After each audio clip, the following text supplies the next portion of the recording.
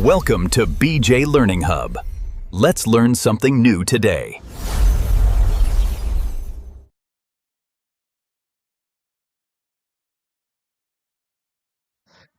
નમસ્કાર વિદ્યાર્થી મિત્રો, આજે આપણે ધોરણ 6 ના વિજ્ઞાન વિષયના પ્રકરણ 1 ની શરૂઆત કરીશું, જેનું નામ છે કે ખોરાક ક્યાંથી મળે છે. તો આ પ્રકરણની અંદર આપણે જોઈશું કે ખોરાક કયા કયા ઘટકોથી બને છે અને તે ઘટકો આપણને ક્યાંથી મળે છે. તો ચાલો હવે આપણે આગળ જોઈએ. અહીંયા પહેલો પોઈન્ટ છે કે ખોરાકની વિવિધતા. આપણે બધા અલગ અલગ સમય અલગ અલગ પ્રકારનો ખોરાક ખાઈએ છીએ. તેવી જ રીતે આપણા ભારતની અંદર પણ અન્ય રાજ્યોમાં જુદા જુદા સમય અલગ અલગ ખોરાક ખવાતો હોય છે.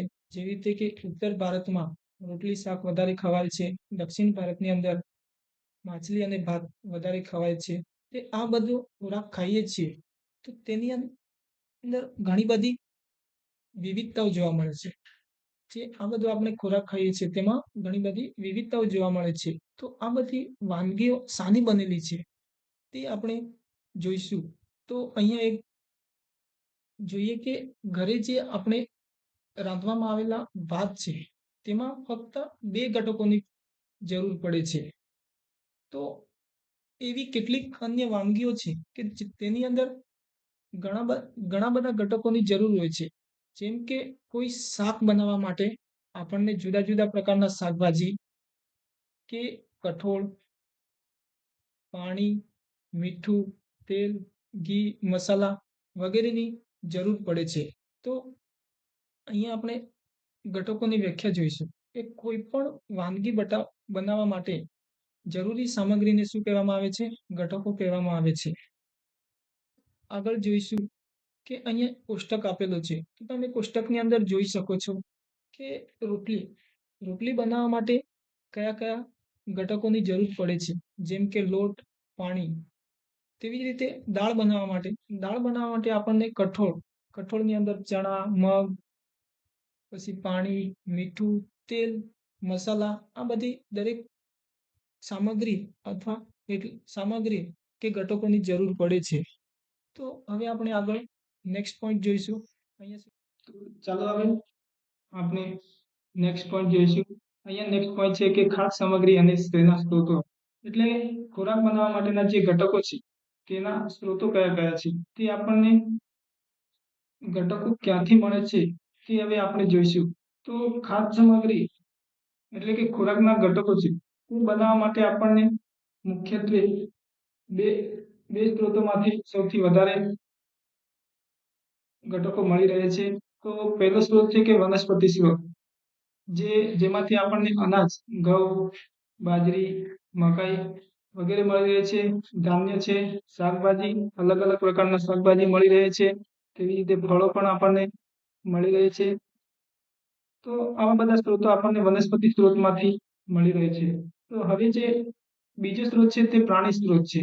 તો પ્રાણી સ્ત્રોતની અંદરમાંથી આપણને દૂધ, ઈંડા, માંસ, મછલી, મરઘી, ઝીંગા પ્રાણીઓમાંથી આપણને મળી રહે છે.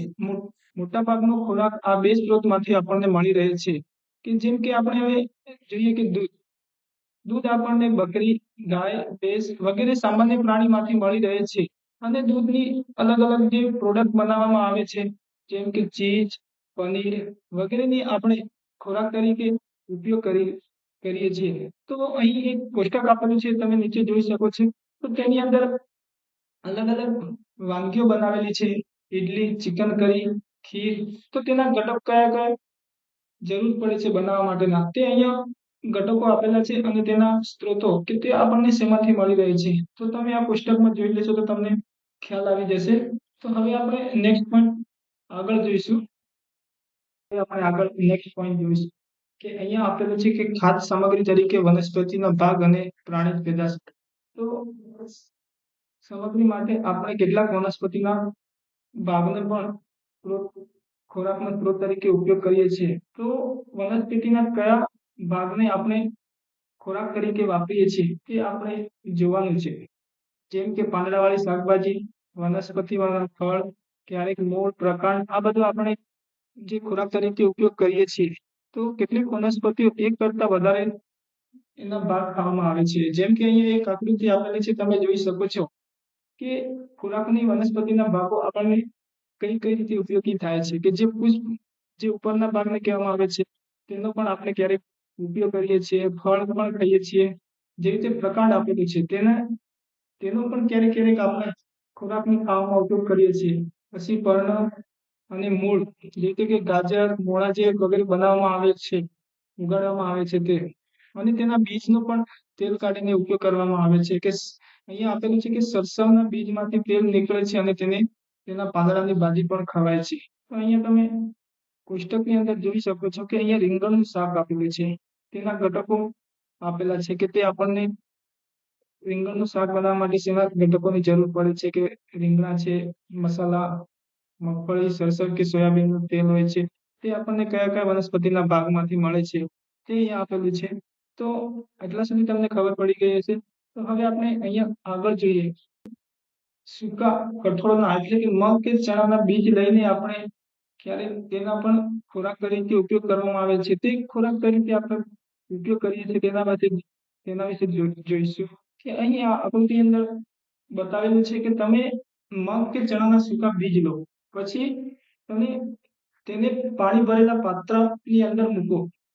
તો એક દિવસ માટે રહેવા દો અને બીજા દિવસે પાણીને સંપૂર્ણ તેમાંથી નિતારી દો અને બીજને પાત્રમાં રહેવા દો. પછી તેના ઉપર એક ભીનું કપડું મૂકી દો અને એવી રીતે બીજા દિવસ અને આગળના પછીના દિવસે તમે જોશો તો તેમાંથી આપણને બીજમાંથી નાના નાના સફેદ ભાગ જેવા અંકુરિત બીજ જોવા મળે છે. તેને આપણે ફણગાવેલા બીજ કહેવામાં આવે છે અને તેનો ધોઈ પછી તેને ખાઈ શકો છો અને તેને બાફી પણ શકાય છે અને તેમાં થોડા મસાલા ઉમેરીને સ્વાદિષ્ટ નાસ્તો કરીને ઉપયોગ કરી શકાય છે. તેમાંથી બહુ જ પ્રોટીન મળે છે. તો અહીંયા એક બાજુમાં જે નોટ્સ આપેલી છે તેની અંદર તમે જોઈ છો બનાવટની પ્રક્રિયા દર્શાવેલી કે સૂકા મગ કે ચણા લઈ એક દિવસ પલાળીને મૂકવા કોઈ પાત્રમાં, પછી બીજા દિવસે નિતારી દેવાનું અને જે બીજ હોય તે પાત્રની અંદર હોય એના ઉપર એક કપડું ઢાંકી દેવાનું, ભીનું વીંટાળી દેવાનું અને તે આગળના દિવસે તમે જોશો તો આવી રીતે અંકુરિત થયેલા તમને બીજ જોવા મળશે.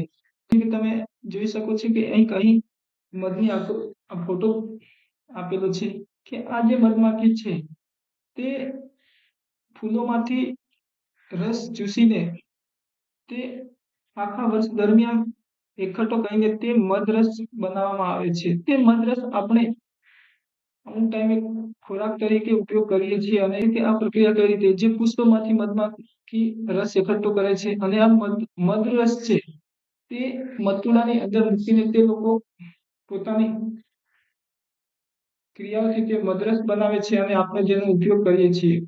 અહીંયા હું તમને એક મધમાખી વિશે ખાસ કહી દઉં કે આ જે મધમાખી છે કે આની અંદર એક આખા મધને ચલાવવા માટે એક એમની રાણી હોય છે. આપણો બીજો પોઈન્ટ છે તે જોઈશું કે તે શું કહેવામાં આવે છે. કે અહીંયા બીજા પોઈન્ટની અંદર આપેલું છે કે પ્રાણીઓ શું ખાય છે. તો પ્રાણીઓ શું ખાય છે તે આપણને બધાને જ ખબર છે કે પાલતુ પ્રાણી શું ખાય છે અને જંગલમાં રહેવાનું પ્રાણી શું ખાય છે. જે રીતે પાલતુ પ્રાણીઓની અંદર કૂતરો, બિલાડી, ભેંસ કે બકરી આવે છે તે શું ખાતા હોય છે આ વિશે આપણે જાણીશું. અને ખિસકોલી, કબૂતર, ગરોળી કે નાના કીટકો શું ખાય છે તેના વિશે આપણે જાણીશું. તો અહીં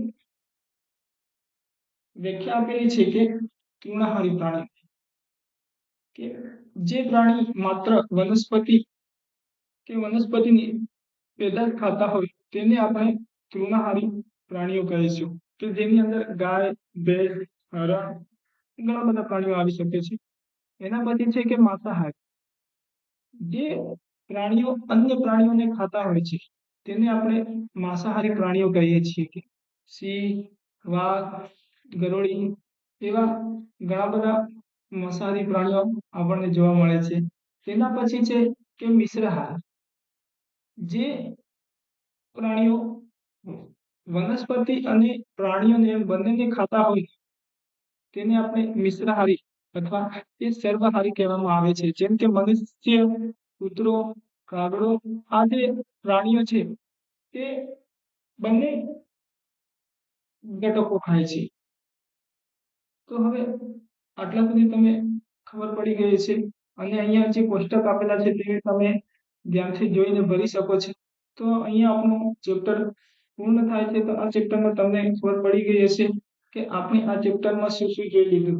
કે આ ચેપ્ટરની અંદર તમને આપણને જાણવા મળ્યું કે આપણા ભારતમાં વિવિધ ભાગોમાં ખાવામાં આવતા ખોરાકોમાં ખૂબ જ વિવિધતા જોવા મળે છે. જે વનસ્પતિ અને પ્રાણીઓ એ આપણા ખોરાકના મુખ્ય સ્ત્રોતો છે. જે પ્રાણીઓ ફક્ત વનસ્પતિ ખાય છે તેને આપણે તૃણાહારી કહીએ છીએ અને જે પ્રાણીઓ માંસ ખાય છે તેમને આપણે માંસાહારી કહીએ છીએ અને જે પ્રાણીઓ બંને ખાય છે તેમને આપણે મિશ્રાહારી અથવા સર્વાહારી પ્રાણીઓ કહેવામાં આવે છે.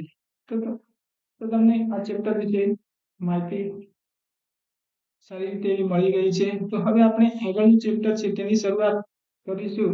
તો તેના માટે હું બીજા લેક્ચરમાં તમને એના વિશે આપણે માહિતી મેળવીશું. Okay, bye bye.